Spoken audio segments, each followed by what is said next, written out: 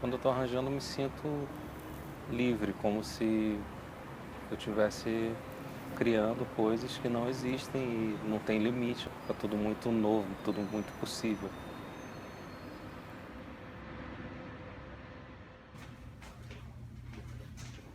O Rafael Carneiro ele é um mago, assim, ele é um cara muito especial.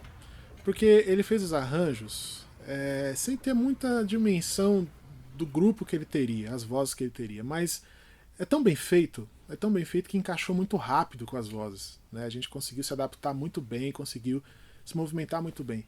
Então, nada melhor do que um trabalho como esse, que tem todo esse carinho, tem toda essa dedicação, tem todo esse som, estar nos ouvidos das pessoas por aí. Eu acho que faria muito bem para todo mundo ter um contato com uma música dessa. Uma oportunidade de ouvir um trabalho como esse.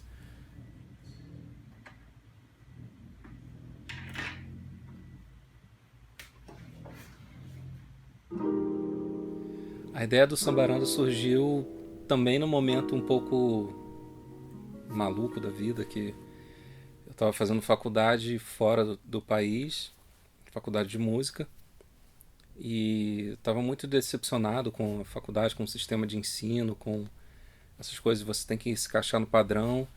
E me veio a ideia de. Eu já fazia música a capela antes, já escrevia uns arranjos, muitos para standards de jazz. E eu resolvi fazer para música brasileira. Tava naquele momento, eu falei, eu tenho que fazer para música brasileira. Então nasceu um projeto de multitrack, eu ia gravar todas as vozes e ia convidar solistas para cantar cada música.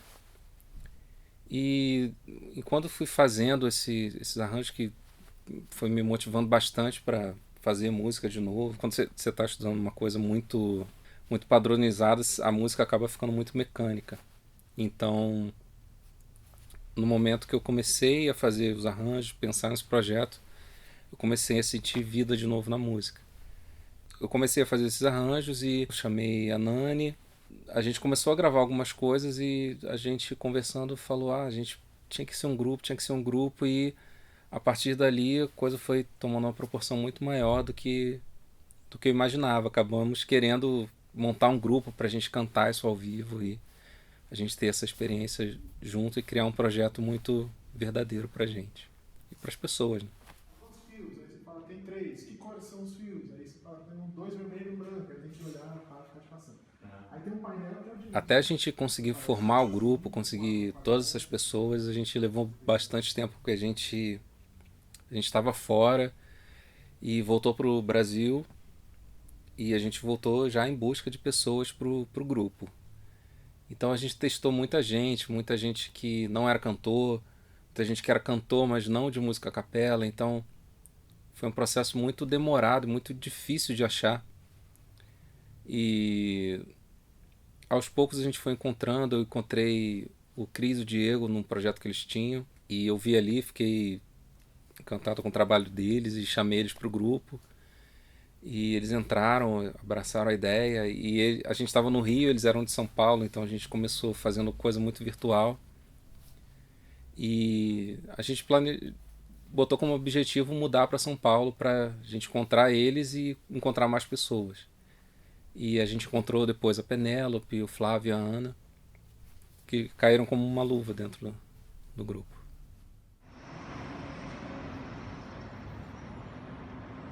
Durante minha vida a música representou muitas coisas, como quando eu era adolescente, eu tive uma paralisia facial no meu lado direito do rosto, na época que eu estava convivendo em escola e tudo mais, eu já era um pouco tímido e isso me acabou me deixando mais tímido ainda.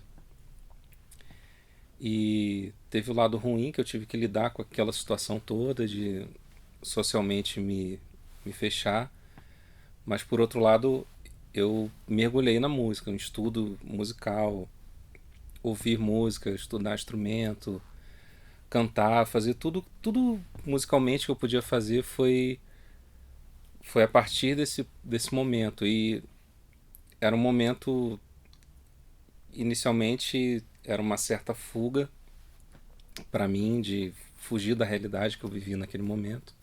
E a partir desse ponto eu acabei criando um modo de vida para mim. Eu percebi que eu tinha que ser... Aliás, todo mundo precisa, né? Mas foi nesse momento que eu percebi que eu teria que ser único.